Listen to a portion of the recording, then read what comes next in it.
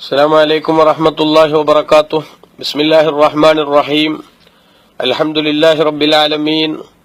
അല്ലാഹുമ്മ സ്വല്ലി വസല്ലിം വബാരിക് അലാ സയ്യിദിനാ മുഹമ്മദിൻ വആലിഹി വസഹ്ബിഹി വമൻ തബിഅഹും ബിഇഹ്സാനിൻ ഇലാ യൗമിദ്ദീൻ. അമ്മാ ബഅദ്. പ്രിയമുള്ളവരെ, സക്കാത്തുകളുടെ കൂട്ടത്തിൽ ഏറ്റവും പ്രാധാന്യം അർഹിക്കുന്ന ഒരു സക്കാത്താണ് ശരീരത്തിന്റെ സക്കാത്ത്. അതാണ് ഫിത്ർ സക്കാത്ത് എന്ന പേരിൽ നമ്മൾ പറയുന്നത്. ബഹുമാനപ്പെട്ട ഇസ്ലാം വലിയ പ്രാധാന്യത്തോടുകൂടെ പഠിപ്പിച്ചിട്ടുള്ള ഒരു സക്കാത്താണത്. ഇമാം അബൂദാവൂദും ഹക്കീം റളിയല്ലാഹു അൻഹു ഉദ്ധരിച്ച ഹദീസിൽ കാണാം, ഫറള റസൂലുള്ളാഹി സ്വല്ലല്ലാഹു അലൈഹി വസല്ലമ സക്കാത്തുൽ ഫിത്രി. നബി സല്ലല്ലാഹു അലൈഹി വസല്ലമ തങ്ങൾ ഫിത്ർ സക്കാത്തിന്റെ നിർബന്ധം നമ്മളെ അറിയിച്ചു.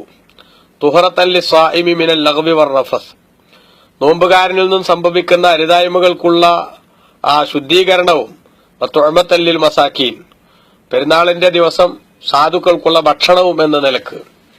അപ്പൊ ഫിത്ർ സക്കാത്ത് എന്ന് പറയുന്നത് ഇസ്ലാം മതത്തിൽ വളരെ നിർബന്ധമുള്ളൊരു കാര്യമാണ് എന്നു മാത്രമല്ല, നോമ്പിന് നമുക്ക് സംഭവിക്കുന്ന മഹാനായ വക്കീർ റളിയല്ലാഹു അൻഹുവിൽ നിന്ന് ഉദ്ധരിക്കുന്നത് കാണാം, ഫിത്ർ സഹ്വിന്റെ സുജൂദ് കൊണ്ട് നിസ്കാരത്തിലെ ചില പോരായ്മകൾക്ക് പരിഹാരം തേടുന്നത് പോലെ നോമ്പിൽ വരുന്ന ചില ന്യൂനതകളുടെ പരിഹാരത്തിന് വേണ്ടി ഫിത്ർ സക്കാത്തിനെ ഇസ്ലാം വെച്ചിട്ടുണ്ട് എന്ന് നേരത്തെ പറഞ്ഞ ഹദീസാണ് അതിന്റെ അടിസ്ഥാനമായി പറഞ്ഞിട്ടുള്ളത്.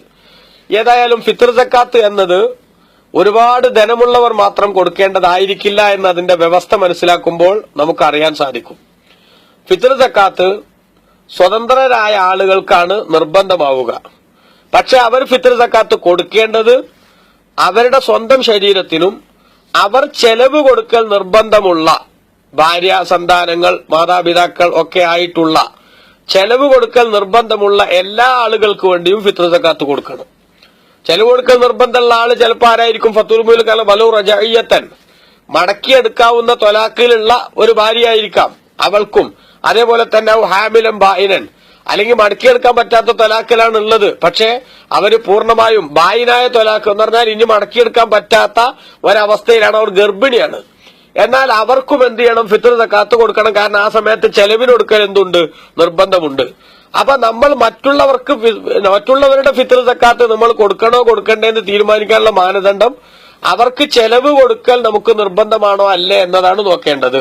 അങ്ങനെ ചെലവ് കൊടുക്കൽ നിർബന്ധമാണെന്നാണ് ഉത്തരമെങ്കിൽ അവരുടെ ഫിത്ർ സക്കാത്ത് നമ്മൾ കൊടുക്കണം. അതുകൊണ്ട് തന്നെയാണ് ഫുഖഹാ രേഖപ്പെടുത്തിയത്, പിണങ്ങിക്കഴിയുന്ന ഭാര്യയ്ക്ക് ഫിത്ർ സക്കാത്ത് കൊടുക്കണ്ട. കാരണം എന്താ?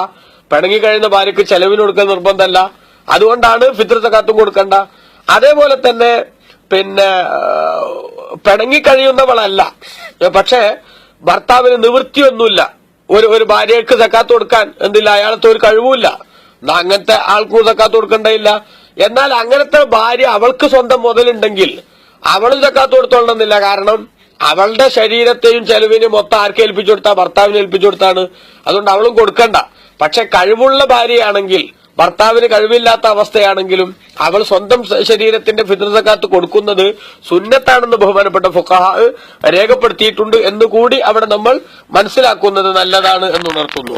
ഇനി നിങ്ങൾ നോക്കൂ, എപ്പോഴാണ് ഈ ഫിത്ർ സക്കാത്ത് നിർബന്ധമാവുക? പെരുന്നാൾ രാവിന്റെ സൂര്യാസ്തമയത്തോടുകൂടെ, എന്ന് പറഞ്ഞാൽ റമളാനിന്റെ അവസാന സമയവും ശവ്വാലിന്റെ ആദ്യ സമയവും രണ്ടും തമ്മിൽ സംഗമിക്കുന്ന സമയത്താണ് ഫിത്ർ സക്കാത്ത് നിർബന്ധമാവുക ശാഫിഈ മദ്ഹബ് അനുസരിച്ച്. എന്താണ് അങ്ങനെ പറയാൻ കാരണം? ആ പറഞ്ഞതിന്റെ അർത്ഥം, ഈ രണ്ടും കൂടെ സംഗമിക്കുന്ന സമയത്ത് ഉള്ള ആളുകൾക്കൊക്കെ ഫിത്ർ സക്കാത്ത് കൊടുക്കണം എന്ന് പറഞ്ഞാൽ, റമളാനിന്റെ ലാസ്റ്റ് മൂമെന്റ്, ശവ്വാലിന്റെ ആദ്യ സമയവും, ഇത് രണ്ടും കൂടെ ഒത്തുകൂടുന്ന സമയത്തുള്ള കുട്ടി, അതേപോലെ തന്നെ ബാക്കിയുള്ള ആളുകൾ, അവർക്കൊക്കെ ഫിത്ർ സക്കാത്ത് കൊടുക്കണം. അപ്പൊ റമളാൻ കഴിഞ്ഞ് ശവ്വാലും തുടങ്ങി, ഒരു മിനിറ്റ് കഴിഞ്ഞപ്പോ എന്ത് ചെയ്തു? ഒരു കുട്ടി മരിച്ചു, അല്ലെങ്കിൽ ഇവൻ ചെലവിന് കൊടുക്കൽ നിർബന്ധമുള്ള ഒരാൾ മരിച്ചു. എന്നാലും അയാളെ ഫിത്ർ സക്കാത്ത് ഒഴിവാകൂല. മരിച്ചില്ല, ഇഞ്ഞെന്താ കൊടുക്കണമെന്ന് പറയാൻ പറ്റൂല. കാരണം എന്താ? ഈ രണ്ടും തമ്മിൽ സംഗമിക്കുന്ന സമയത്ത് ഇവിടെ അദ്ദേഹം ഉണ്ടായിരുന്നു, അതാണ് അതിന്റെ മാനദണ്ഡം. അല്ലെങ്കിൽ സൂര്യാസ്തമയം കഴിഞ്ഞു ശവ്വാല് തുടങ്ങിയിട്ട് ഒരു കുട്ടി അപ്പണ് ജനിച്ചു, ആ കുട്ടിക്ക് സക്കാത്ത് കൊടുക്കേണ്ടതുമില്ല. എന്തുകൊണ്ട്? രണ്ടും കൂടെ സംഗമിക്കുന്ന സമയത്ത് ഉണ്ടായില്ല എന്നതുകൊണ്ട്. ഇനി സൂര്യാസ്തമയം കഴിഞ്ഞ ഉടനെ ഒരാളാണ് മരിച്ചു, എന്നാ എന്താക്കണം? ഫിത്ർ സക്കാത്ത് കൊടുക്കണം. അപ്പൊ അതിന്റെ മാനദണ്ഡം റമളാനിന്റെ അവസാനവും ശവ്വാലിന്റെ ആദ്യവും രണ്ടും തമ്മിൽ ഒരുമിച്ച് കൂടുന്ന സമയത്തുള്ളവർക്കൊക്കെയാണ് ഫിത്ർ സക്കാത്ത് കൊടുക്കേണ്ടത്. എപ്പോഴാണ് ഫിത്ർ സക്കാത്ത് കൊടുക്കേണ്ടി വരിക? തനിക്കും താൻ ചെലവിന് കൊടുക്കൽ നിർബന്ധമുള്ള ആളുകൾക്കും പെരുന്നാളിന്റെ പകലും അതിന്റെ രാവും, ആ സമയത്തേക്ക് ആവശ്യമായ ഭക്ഷണം, അതേപോലെ വസ്ത്രം, താമസം, സേവനക്കാരെ, അടിമകളൊക്കെ, വേലക്കാരൊക്കെ വെക്കുന്ന സ്വഭാവം ഉണ്ടെങ്കിൽ അത് ആവശ്യമുണ്ടെങ്കിൽ അതും കഴിഞ്ഞ് അവർക്ക് വീട്ടാനുള്ള കടവും കഴിഞ്ഞ് മിച്ചമുണ്ടെങ്കിലാണ് ഫിത്ർ സക്കാത്ത് കൊടുക്കേണ്ടത്. ഇത് നമ്മൾ ശരിക്കും ഉൾക്കൊള്ളേണ്ട ഒരു വിഷയമാണ്. പല ആളുകളും സാധാരണ ധനത്തിന്റെ സക്കാത്തിന്റെ വിഷയത്തിൽ ചർച്ച ചെയ്യുമ്പോൾ നമ്മൾ അത്ര വലിയ കാര്യമാക്കണ്ടയില്ല, എനിക്ക് മുതലൊന്നും ഇല്ലല്ലോ എന്ന് പറയാറുണ്ട്. എന്നാൽ അങ്ങനത്തെ ആളുകളും പലപ്പോഴും ഫിത്ർ സക്കാത്ത് കൊടുക്കേണ്ടി വരും. ഇതാ അവന്റെയും അവൻ ചെലവിന് കൊടുക്കൽ നിർബന്ധമുള്ളവരുടെയും പെരുന്നാൾ രാവിനും പകലിനും ആവശ്യമായ ഭക്ഷണം, വസ്ത്രം, അതേപോലെ അവരുടെ താമസ സ്ഥലം, കടം എന്നിവ കഴിച്ച് ഫിത്ർ സക്കാത്ത് കൊടുക്കാൻ ആവശ്യമായ എന്തെങ്കിലും ഒരു മൂല്യം ബാക്കിയുണ്ടെങ്കിൽ ഫിത്ർ സക്കാത്ത് കൊടുക്കണം. ഉദാഹരണമായി നമ്മൾ പറയാ, ഒരാളുടെ വീടിന്റെ അപ്പുറത്ത് ഒരു 5 സെന്റ് സ്ഥലവും കൂടെ അദ്ദേഹത്തിനുണ്ട്. അദ്ദേഹത്തിന് 1 ലക്ഷം രൂപ കടവുണ്ട്. ഇവർക്ക് ആ പെരുന്നാൾ രാവിനും പകലിനും ആവശ്യമായിട്ടുള്ള ഭക്ഷണവും അതേപോലെ വസ്ത്രവും ഈ കടവും കഴിച്ച് ഈ 5 സെന്റ് സ്ഥലം അത് വിറ്റാ പിന്നെയും എന്ത് ചെയ്യും? ഫിത്ർ സക്കാത്ത് കൊടുക്കാനുള്ള പൈസ ബാക്കി കിട്ടുന്ന അത്ര മുതലിന് അതുണ്ടെങ്കിൽ അവർക്ക് ഫിത്ർ സക്കാത്ത് നിർബന്ധമാണ്. എന്ന് പറഞ്ഞാൽ ഫിത്ർ സക്കാത്ത് നിർബന്ധമാകാത്ത ആളുകൾ പലപ്പോഴും സമൂഹത്തിൽ വളരെ കുറവായിരിക്കും. അതായത് ഫിത്ർ സക്കാത്ത് നിർബന്ധമാണെങ്കിൽ മുതലാളി ആവണമെന്നില്ല എന്നർത്ഥം. എല്ലാ ഫക്കീറുമാരായിരിക്കാം, മിസ്കീന്മാരായിരിക്കാം. പക്ഷേ അന്നത്തെ രാവും പകലിനുള്ള ചെലവും ഭക്ഷണവും അതേപോലെ തന്നെ അവരുടെ താമസമൊക്കെ കഴിച്ച് കടവും കഴിച്ചിട്ട് എന്തെങ്കിലും ഒന്ന് വിറ്റാ കിട്ടണതുണ്ടെങ്കിൽ പൈസ തന്നെ സൂക്ഷിക്കണം എന്നില്ല. അവർക്കൊക്കെ ഫിത്ർ സക്കാത്ത് നിർബന്ധമാണെന്നാണ് ഇസ്ലാം പറയുന്നത്. അപ്പൊ ഇങ്ങനെ വരുന്ന ആളുകൾക്കെല്ലാം ഫിത്ർ സക്കാത്ത് കൊടുക്കണം. അങ്ങനെ കൊടുക്കുന്നത് എത്രയാ കൊടുക്കേണ്ടത്? 1 സാഹ് ആണ് കൊടുക്കേണ്ടത്. 1 സാഹ് വെച്ചാൽ 4 മുദ്ദ് അളവാണ്. സാഹ് എന്ന് പറയണത്, മുദ്ദ് എന്ന് പറയുന്നതും അളവാണ്. നേരത്തെ നമ്മൾ മുദ്ദിന്റെത് എത്രയെന്ന് ഒരാൾ ചോദിച്ചു കണ്ടു. നേരത്തെ നമ്മൾ റൂമിൽ ചോദിച്ചിട്ടുണ്ട്. അത് കൂടെ ഇതിന്റെ മറുപടി കൂടെ എന്തെന്നാണ് മനസ്സിലാക്കിയാൽ മതി. ഒരു മുദ്ദ് എന്ന് പറയുന്നത് 800 മില്ലി ലിറ്റർ ആണ്. അപ്പോ 3200 ആണ് എന്തുണ്ടാവുക? ഒരു സാഹ് എന്ന് പറയുന്നത് ഉണ്ടാവുക. പക്ഷെ ഇന്നിപ്പോ അങ്ങനത്തെ ലിറ്ററും കണക്കൊന്നും പലപ്പോഴും ഇല്ല. നമ്മളൊക്കെ ഗ്രാമിന്റെ അടിസ്ഥാനത്തിൽ തൂക്കി കണക്കാക്കി കൊടുക്കുകയാണ് എന്ന് പറയുമ്പോ തൂക്കവും അളവും തമ്മിൽ പലപ്പോഴും വ്യത്യാസപ്പെടുമെന്ന് ഞാൻ നേരത്തെ പറഞ്ഞിരുന്നുവല്ലോ.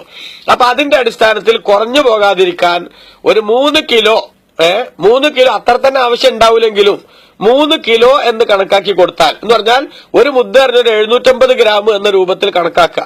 അതിന്റെ താഴെയൊക്കെ പറഞ്ഞ പണ്ഡിതന്മാരുണ്ട്. പക്ഷേ പലപ്പോഴും അരിയുടെ വെയിറ്റിനനുസരിച്ച് വ്യത്യാസം വരുന്നത് കൊണ്ട് കുറയണ്ട എന്നുള്ള നിലക്ക് സൂചിപ്പിക്കുകയാണ്. 3 കിലോ അരി ആണ് ഒരു സാഹ്. അപ്പൊ ഒരാൾക്ക് വേണ്ടി 1 സാഹ് കൊടുക്കണം.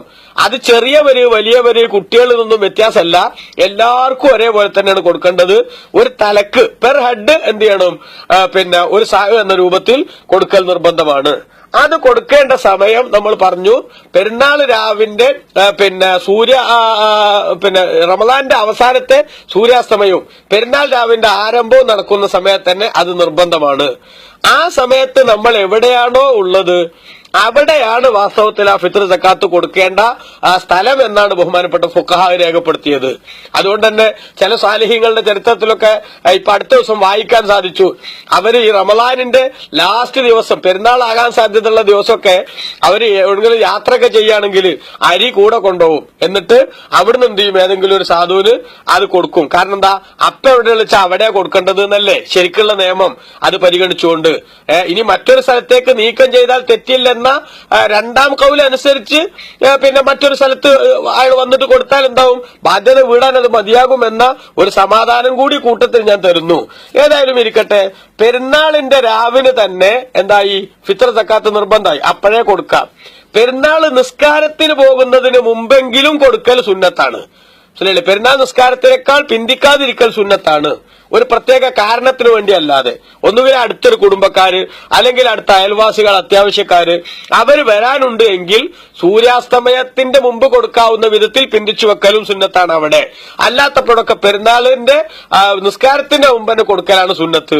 ഇനി പെരുന്നാളിന്റെ പകലും കഴിച്ച് പിന്തിക്കൽ ഹറാമാണ്. അങ്ങനെ പിന്തിച്ചാലും അത് ഖളാ വീട്ടൽ നിർബന്ധമാണ് എന്ന് കൂടി അവിടെ നമ്മൾ മനസ്സിലാക്കുക. ഇത് ഫിത്ർ സക്കാത്തിന്റെ ഏറ്റവും പ്രധാനപ്പെട്ട സംഗതിയാണ്. അപ്പൊ ഫിത്ർ സക്കാത്ത് കൊടുക്കേണ്ട ബാധ്യതയുള്ള ആളുകൾ നമ്മൾ ഇവിടെ ആയിരിക്കും.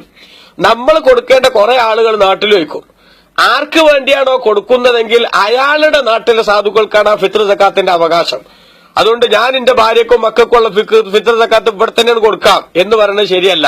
മറിച്ച് ഭാര്യ മക്കളും എവിടെയുള്ളത് അവരുടെ ഫിത്ർ സക്കാത്ത് അവിടെ കൊടുക്കണ്ടേ. നമ്മളെവിടെയുള്ളത് നമ്മളെ ഫിത്ർ സക്കാത്ത് ഇവിടെയാണ് കൊടുക്കേണ്ടത്, പ്രബലമായ അഭിപ്രായം അനുസരിച്ച്.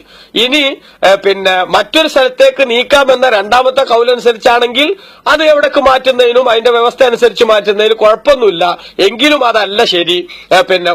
എവിടെയാണോ ഉള്ളതെങ്കിൽ അവിടുത്തെ സാധുക്കൾക്ക് തന്നെ കിട്ടുന്ന സ്വഭാവമാണ് സ്വീകരിക്കേണ്ടത്.